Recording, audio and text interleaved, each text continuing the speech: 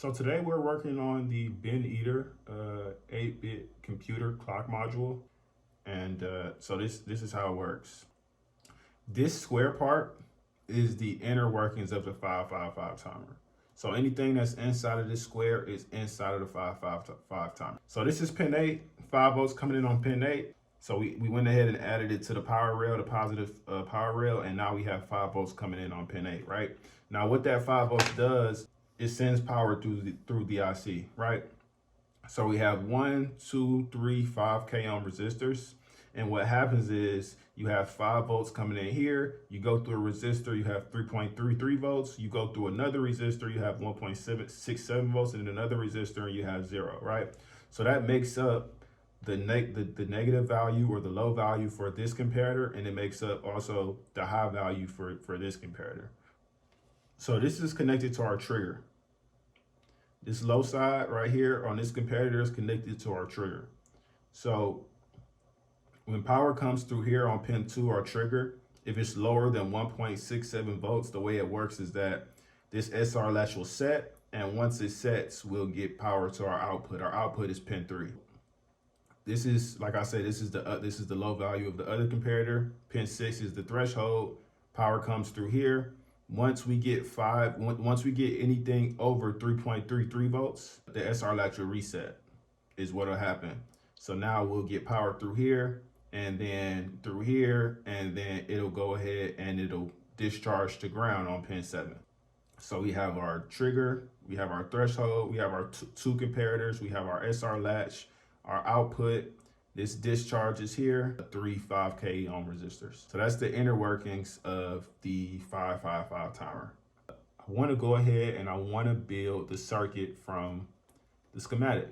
So as you can see, and I already have some things set up, right? What we already have here is we have the 555 timer. So everything inside of this square is happening inside of that 555 timer. So what else do we have? This is pin 1, right? This is pin 2, pin 3, pin 4, pin 5, pin 6, pin 7, and pin 8. Right? So we have a 1K ohm resistor connected to power, and then also connected to pin 7. So that's what we have here. We have this 1K ohm resistor from our positive terminal here on our power rail, and we have it connected to our pin 7. So we're getting 5 volts through here, right? Now pin 7 is also connected to pin 6. Pin 7 is here, pin 6 is here. We have a resistor straddled between pin 7 and pin 6. And this is a 100K ohm resistor, right? Okay, cool. Now, from our schematic, we can also see that pin 6 is connected to pin 2. So I hadn't went ahead and added that cable yet, but I'll go ahead and do it now. So this is our pin 6 and this is our pin 2, and they are connected now through this cable. Now what else do we have? So from pin 2, we have a 1 microfarad capacitor connected to ground, right? So here's our 1 microfarad capacitor. This is my anode side, or my positive side, that's going to be going on pin 2, and then the negative or cathode side is going to be connected to ground. So now what are we missing? We are missing our output. So pin 3 is our output, and what we're going to need is we're going to need a LED. So this is our LED signal, or our LED sign. We're going to put an LED on our output. Our output is pin 3, and then we're going to also have a current limiting resistor, a 220 ohm resistor here, connected to ground. So that should be everything, and then now I want to hook it up and see what happens. So as you can see, it's astable, which means that it's not consistent in no particular state. So now I kind of want to explain how this one works. The way this works is, like I said, 5 volts comes in, and because of these resistors, you get lower and lower voltage as you go down. So 3.33 after this first resistor, and 1.67 after this second one. After this third resistor, you get 0 volts, right? So these make up the values for the comparators. And what's going to happen is when I plug up my circuit to power, what it's going to do, because this one is connected to 5 volts right here, our pin 7, it's going to pull 5 volts, right? It's going to pull 5 volts. And then our pin 7 is also connected to our pin 6 through this resistor. So it's gonna come through here to here through this resistor, right? From pin 7 to pin 6, all the way around here to pin 2. So from 6 all the way to 2. And then after that, it's gonna go through our capacitor, right? It's gonna go to our capacitor. And pin 2 here and pin 6, like these make up our other two values for our comparators. So what those read is they read the voltage or maybe the charge on this capacitor. Once we plug it up to power, power comes through here, through our 1K ohm resistor, through our 100K ohm resistor, and it charges our capacitor. So if our capacitor starts off, it's at 0. When we plug power in, then it's gonna output, right? But after a while, what's gonna happen is, because that power is coming in, the voltage on our capacitor is gonna rise. So it's at 0, it's gonna rise, it's gonna rise, it's gonna rise. It's still under 1.67 though, so it's still set. It's gonna rise, boom, it's gonna get past 1.67. So the voltage on our capacitor is gonna rise past 1.67. And then it's gonna be in like this little middle state or whatever, which is okay. And then what's gonna happen is eventually it's going to get to above 3.33 volts, all the way up to 5, because 5 volts is what's coming in here. Okay, so once it gets past 3.33 volts, what's going to happen is it's kind of like a circle. It's like a circle. It keeps happening over and over again. This is how we get it to blink. So it charged up first, then it discharged, got less than 1.67. Now it's outputting again. Okay, cool. Well, it's discharged and it's outputting again, and it's not reset anymore, which means we're not this transistor is, you can say, there's no path to ground because we're not getting that voltage here that we need, which means that the capacitor is not discharging, which means, and this is not discharging, which means it is filling up, right? So then what's gonna happen is it's gonna fill up all over again, redo that process, get back above, the voltage on this line is gonna get back above 1.67, then go back above 3.33, and then it's gonna reset again, and then boom, all over again, starts to discharge, and then over and over and over again. And that's how you get your astable clock, your clock module.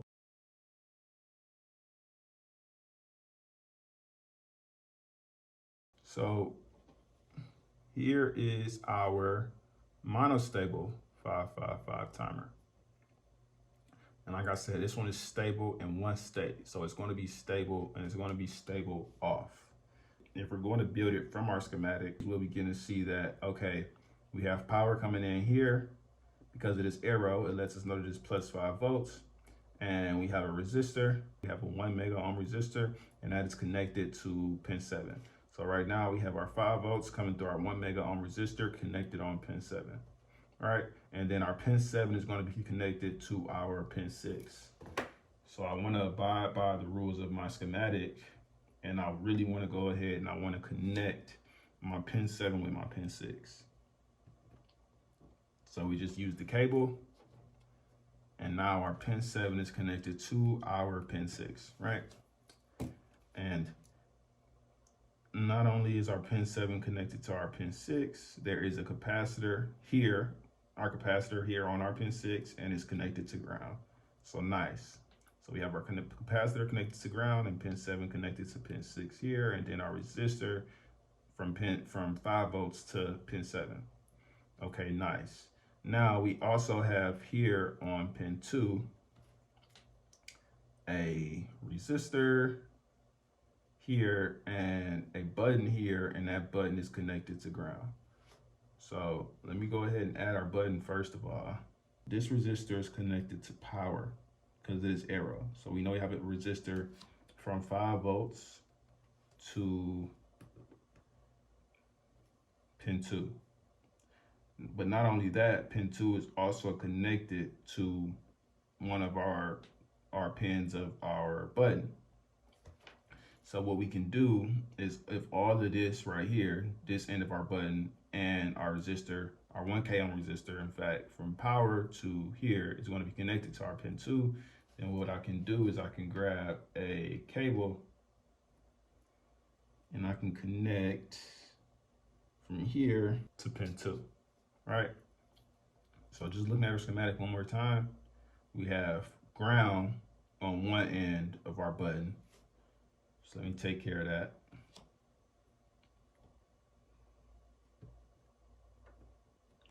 So now all of that stuff is connected, right? Not only that, you know, we have some basic rules that we want to abide by. So obviously that includes our 5 volts here to power the inside of our 555 timer and give us those comparative values. And then we also want to make sure that pin 4 doesn't go low, so it doesn't cause it to reset without us wanting it to reset. And then lastly, I want to say from the schematic, we want to make sure we have our pin 1 grounded. All right. So all of that stuff holds true. And then we also on pin 3, we have an LED. So here's the LED on pin 3. And then we have our 220 ohm resistor here as like a current limiting resistor from our LED to ground. So it looks like it's not doing anything, but in reality, it's doing exactly what we want it to do. It's stable in our off state. And then when we press it to turn it on, boom, it powers on. So it's not stable on unless we hold the button. It's not stable on, but it is stable off, which is a great thing. So now let me tell you guys how it works. So our pin 2, because of this arrow, we know that this is a resistor connected to our power, 5 volts here, and it's going to come through our resistor. And I want to say this is a pull-up resistor, right? So our pin 2 is going to be high. So our pin 2 is going to be 5 volts regularly when we have power connected. So what happens when we press this button down is, well, as you can see, one end of our button is connected to ground, right? So what happens is when we press this button down, just imagine this little like T shape coming down to the point where now it's making a connection between both these open circles. So now current can kind of flow through here. So because the current has a path to go to ground from here straight here, it's not even going to come to our pin 2 anymore, which means our pin 2 is going to be 0 when we press the button, right? So we have 5 volts here. It's going to be coming in our pin 2. 5 volts is greater than 1.67. The latch is not going to set. We're not going to get any light. Okay. Push this down. These two are connected. This goes to ground, which now means that it's 0 volts on this line. 0 is less than 1.67, and the light is on. So that's what happens when we press the button and leave it on. This is at 0 volts, and the light can stay on, or if we just tap it one time, okay, cool. So with an SR latch, as you can see, it says debouncing circuit here, right? So the way the 555 timer works, or an SR latch works, is once it's set, it's set. And once it's reset, it's reset. So you don't have to worry about you pressing the button one time, but for some reason, they bounce and it's like you pressed it twice or 3 times or something like that. It's kind of like a delay is basically what it is. It's kind of like a delay.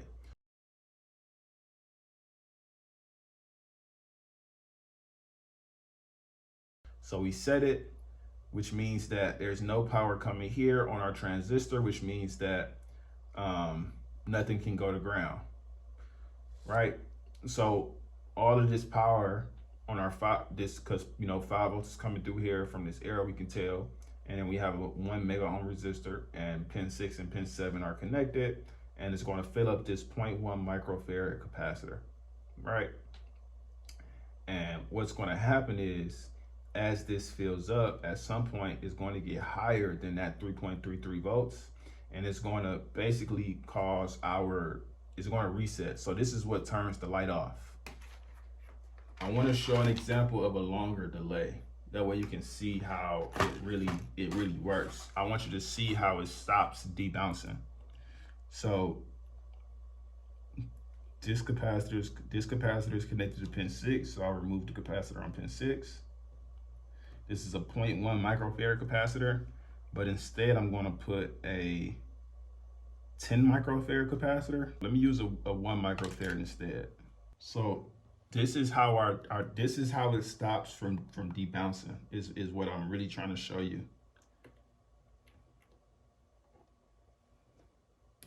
You press the button, it stays on for a good amount of time, and then it turns off because I changed it to a 1 microfarad instead of a 0.1 microfarad. So sometimes, like I said, you can press the button once and it may bounce and click again by itself, even though you only wanted 1 clock pulse to go by. So this is why it's called a debouncing circuit. But usually it is just a 0.1 microfarad capacitor. And what that does is, it's just as soon as you click it, kind of turns off. But any debouncing that might occur in that little split second is kind of accounted for now because of that delay. The delay that it takes for this to fill up above 3.33 volts and allow it to reset and then turn it back off again. Or reset, yeah. So that is our monostable 555 timer. And then now we can get to building our bistable 555 timer. All right. So based off of our schematic here, we already know that we have our 555 timer, and then both of these are 1K ohm resistors, and we have the arrows, which means that we have plus 5 volts coming in both of these. We also have a switch here, and that switch connects our pin 4 and our pin 2 together. So we can't just like literally put it in between pin 4 and pin 2. So what we can do is we can just kind of set it right here, and then we can just go ahead and connect some cables so that we can get it lined up how we want. I'll connect pin 2 here, and then our pin 4 here is connected to the other side of the switch. Nice. Okay, so how this works is this switch has 3 pins. From here, we'll have the middle pin, which is the extra moving part. It'll be connected to ground. And then we'll have both of these connected so that to the point where they connect pin 2 and pin 4. So the outer side will be connected. And so we want this here, and we want that there. So now this is connecting pin 3 of our switch to pin 2 of our 555 timer, and it's connecting pin 1 of our switch to pin, it should be connecting to pin 4. So nice. So then there's that connection between our pin 4 and our pin 2 through our switch. And then let's not forget that the middle pin of our switch is connected to ground, right? And then, you know, we have the regular stuff. So we want our pin 8 here to be plus 5 volts. So we'll go ahead and do that.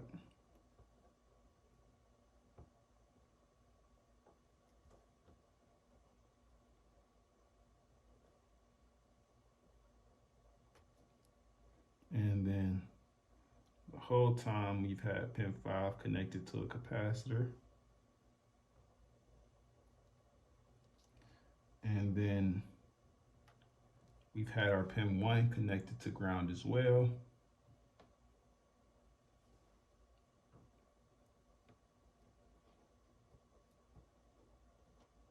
And then from the schematic, we're not using pin 6, our threshold, so we'll also connect our pin 6 to ground, which is here.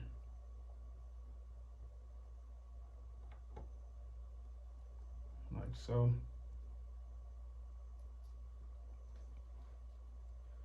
Nice. And then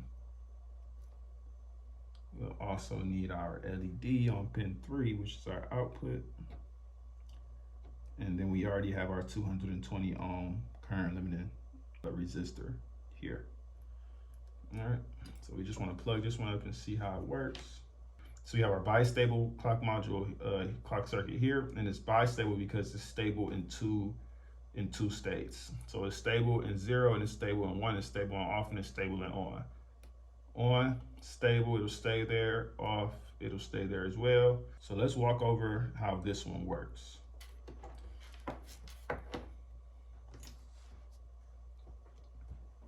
So everything is consistent with the inner workings of our 555 timer. We still have pin 8 right here connected to 5 volts, going through 3 resistors, giving us different voltage readings after each one, which makes up the values of our comparators, right? And we also have pin 6 and pin 2 making up the other values of our comparators, our threshold and our trigger. Now, usually we have pin 4 held high because when it goes low, this is good, right? So this whole time we've been saying when pin 4 goes low, it's going to reset. So here we have pin 4 kept high. Here we have pin 4 kept high because we don't want it to reset. So we really just weren't using it. So now here we are using it. We actually have a resistor connected to pin 4 from 5 volts, right? So it's high, basically. It's a pull-up resistor. It's going to be held high. And then there's also a pull-up resistor on pin 2 to hold it high so that it's not less than 1.67 volts, which means we don't get an output, right? So this one is very simple. All that happens is this middle pin right here on our switch is ground. So as we switch it one way, ground may come here to our pin 2, which means that it'll go from 5 volts to ground, which is 0 volts, and 0 is less than 1.67, and it is on consistently. And then we may change the switch to our other state, and 0 volts is here on our pin 4, and we already know that when our pin 4 goes low, it resets. So boom, pin 4 just went low because we turned our switch to our ground to here. So it went from 5 volts to 0 volts, which means it went ahead and reset, and it turned our switch, our LED off. So it's stable on and it's stable off.